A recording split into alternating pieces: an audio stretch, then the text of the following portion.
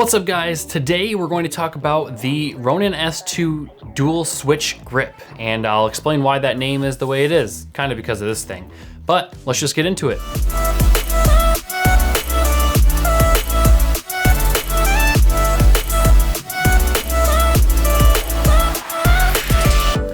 What's up guys, my name is James and this is The Engineering Filmmaker, where we talk about photo, video, travel, and tech. If you're interested in any of these topics, feel free to hit that subscribe button down below. We also have a forum where you can go to this website right yonder and you can join the community.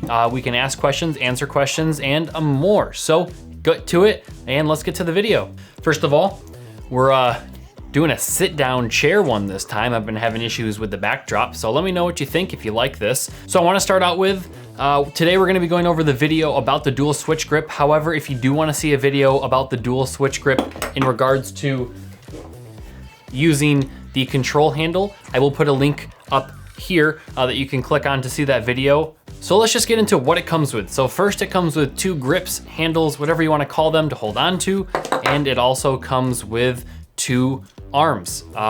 The left arm is a little bit different than the right, as you can see. So let's talk about the regular one first. So it's a little bit different than the original RS1 dual grip in a way. It's a little bit thinner this way, width-wise, and then thickness, it's a little bit thicker depth-wise, up and down.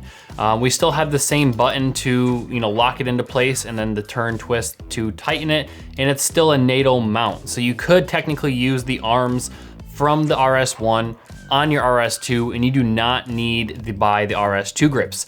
That's only if you use the stock grip and arm that came with the RS1. And I'll show you what I mean. This is the RS1 handle with a NATO mount, and it will fit on the side here, and you can tighten it down. So then you have your grip. You can use the other side, obviously, and it'll also fit. But the reason I say you have to use the original equipment, because if you wanted to use the control handle, it will not work with the RS1 rails. So one of the cool things they did is they gave you the ability to mount things to both the top and the bottom of the grip, whereas the old RS1 grip, you could only mount things to the top because they did some weird thing on the bottom, which is why this is a little bit thicker, because you need to mount the handles and be able to have the holes. So there's that. We still have the option for both 1/4 inch and 3/8 inch thread, and it even has some indentations here, which seems to be DJI's new thing. They use this on the universal mounting plate and some other things, so I would imagine there are more accessories coming out. However, there is also a hot shoe mount on it and a few other cool holes in random spots that you could mount things to. So they did give you a lot of versatility and options with the handle, or with the arms. Now the cool thing comes with the actual switch grip. This is why I would imagine it's called the switch grip. As you can see, there's a weird L bracket shape here, but before that there is the same hole pattern and the hot shoe mount on this arm as well. This is specifically the left arm. It even says left extension arm, so you can technically put this on the right, but it doesn't work. You have to do some weird things to make it work. So just keep that in mind. It's gonna have to go on the left. And the reason it goes on the left is because if you untighten this screw here, you can actually turn it and it becomes briefcase handle mode. Let me show you what I mean. So let's say you have your handle set up on the left side the way it should be. You can loosen this grip up, and I'll turn it so you can see. And as it twists, it will turn into briefcase handle mode. So you'll tighten this here, and then you have your briefcase mode. And the reason they did this is to make your life easier, so you could have briefcase mode as well as regular mode.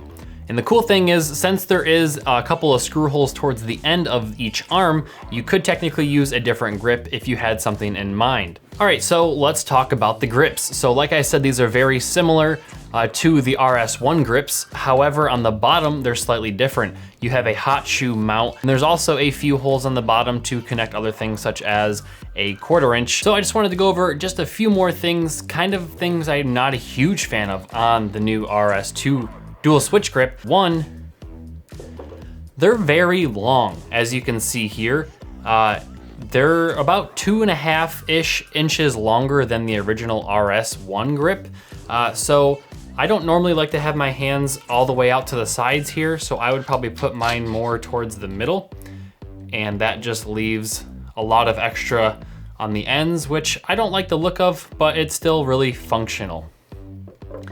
So there's that. Let me just show you, it's kind of a good comparison right there, how you can see the length difference on the new RS2 grip. So that's just something to keep in mind. It's not honestly a big deal at all. It's just really awkwardly long in my opinion, especially when you start using the control handle grip. You have to add something onto the side, which makes one side even longer. But if you want to see more on that, feel free to click up here. But all in all, I would say you have a lot of opportunities to mount things to these different grips. However, mounting anything to the left side with the switch part, if you plan on using briefcase mode, isn't really going to be usable because you're going to continuously be flipping it. And I don't know if you really want to put things there that you're gonna have to flip all the time, because I'm assuming they'll have cables mounted to them. So keep that in mind. But that's really it for today, guys. I'm curious, is this something you want to buy, or are you going to wait for aftermarket such as Small Rig or Tilta systems to see if you like that better? I personally like this compared to other things that are out, but Tilta does have some pretty cool handheld attachments coming. So that's really it for today, guys. I hope you learned something. I hope this helped you out. If you have any questions, let me know in the comment section down below. But I'll see you guys in the next one.